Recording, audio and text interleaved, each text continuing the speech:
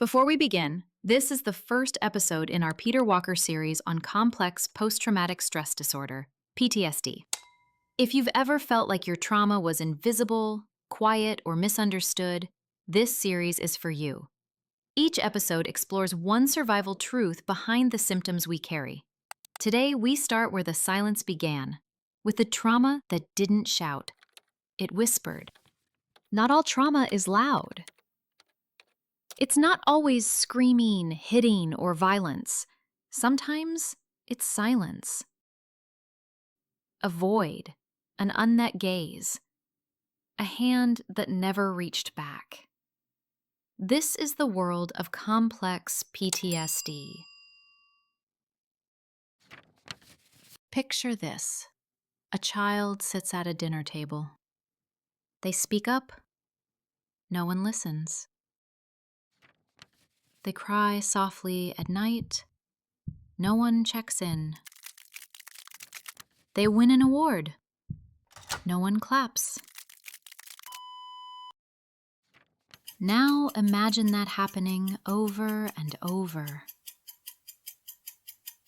That child may never say, "I was abused," but their body will say, "I wasn't safe. I wasn't seen."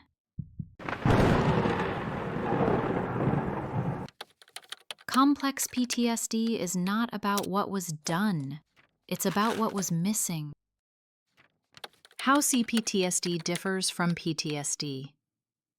PTSD is usually triggered by one big event, a car crash, assault, war zone. CPTSD is the result of chronic low-grade trauma, the kind that builds up slowly. Think of it like erosion.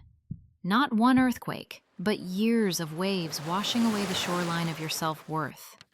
Its causes include childhood emotional neglect, repeated invalidation, caregiver unpredictability,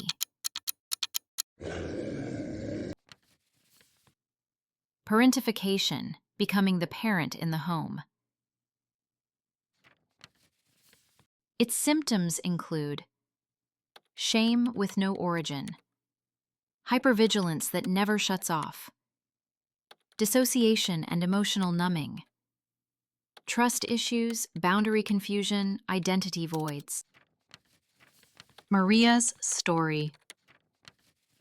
Maria grew up in a house that looked normal. No violence, no yelling, but also no warmth. When Maria cried, her mother told her to stop being dramatic. When she succeeded, her father said, "Don't get cocky." Now Maria is 34. She's successful on paper, but exhausted inside. She fears rejection in friendships. She freezes when her partner raises their voice.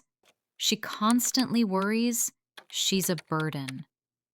She doesn't remember a trauma, but her nervous system does. That's CPTSD. The nervous system and CPTSD. The body keeps the score. Bessel van der Kolk. Your nervous system remembers what your mind forgets. That's why you might flinch at sudden sounds. You zone out during conflict. You can't relax, even when nothing's wrong. These aren't flaws, they're survival adaptations. The 4 stages of healing. Pete Walker.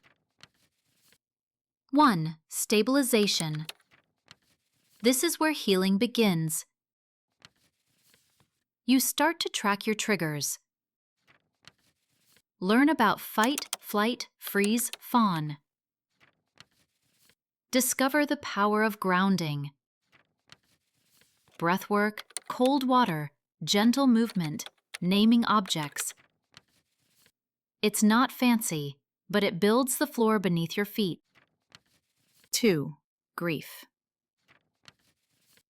You mourn not only what was done, but what was never done.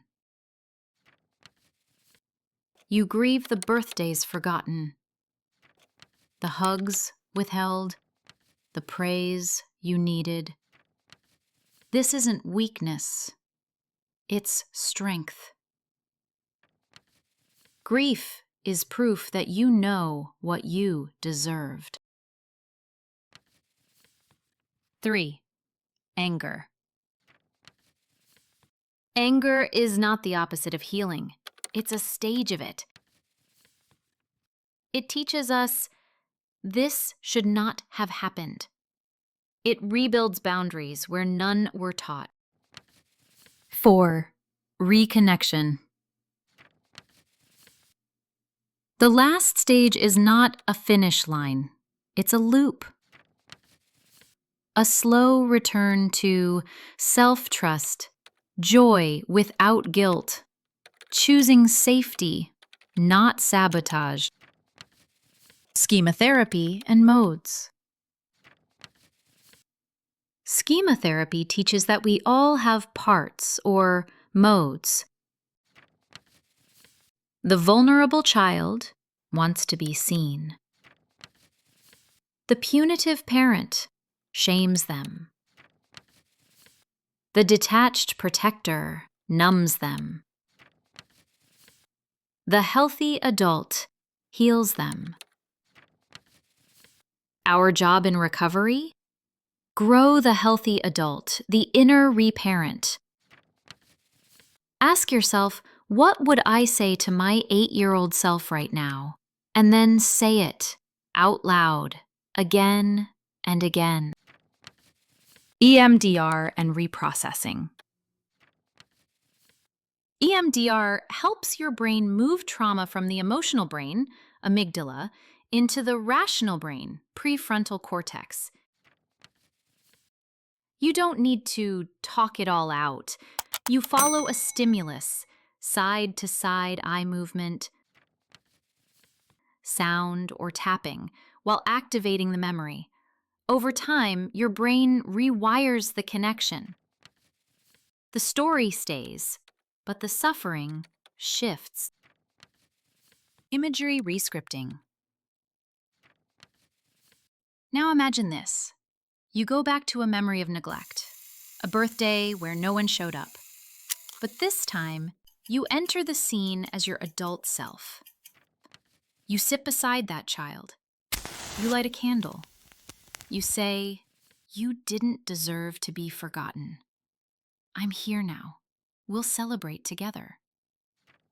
This is imagery rescripting, and it can change the body's memory, even if reality never changed. What healing really looks like. It's not aesthetics or routines or morning smoothies.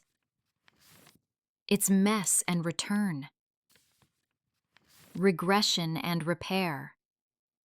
It looks like crying after finally saying no, feeling guilt after rest and letting yourself rest anyway, walking away from toxic loyalty. Healing is learning how to love yourself with the same consistency you never got. Guided prompt. Close your eyes. Picture your child self standing nearby. They look at you with big eyes. They're unsure. What do you want to say? Maybe this. You did your best with what you had. It wasn't your job to be the adult. You deserved more. And I'm learning to give that to us now. Sit with that. Write it down. Final reflection. Complex PTSD is not about what happened once. It's about what didn't happen, consistently. But the miracle is this. You can now give to yourself what you never received, one breath at a time, one boundary at a time, one truth at a time. You adapted to survive. Now you're allowed to heal. You are not alone, and you never were. In the next episode, you'll see how we begin to reparent the wounded parts of us, not by pretending it never happened, but by learning to respond differently now. You weren't too much. You were too alone with it. You're not anymore.